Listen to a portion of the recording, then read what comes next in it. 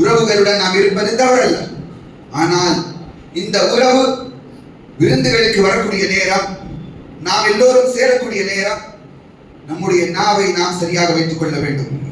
அல்லாஹ் அதையும் உபதேசமாக பெருமானார் ஸல்லல்லாஹு அலைஹி வஸல்லம் தன்னுடைய பேருரையின் ஆரம்பத்தில் 3 வசனத்தை ஓதுவார்கள். ஒரு வசனம் சூரத்து ஆலி இம்ரானில் இருக்கிறது.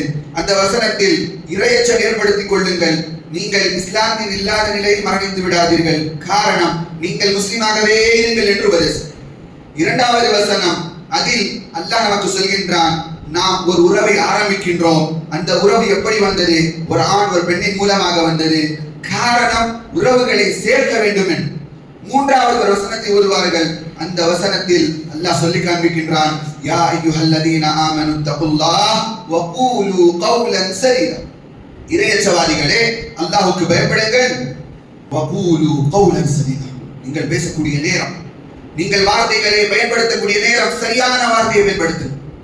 தவறான வார்த்தைகளை கொண்டல்ல, பொய்களை கொண்டல்ல. நாம் உறவுகளை சேர்க்க வேண்டும் என்று சொன்னால் நம்முடைய நாவு சீர்திருத்தப்பட வேண்டும்.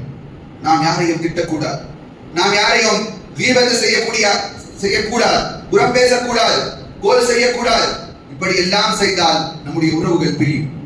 இந்த திருமணம் உறவுகளை சேர்ப்பதற்காக ஏற்படுத்தியிருக்கின்றான் அல்லாஹ், தவிர நாம் உறவுகளை முறிக்கக்கூடியதாக நாம் மாறிவிடக்கூடாது.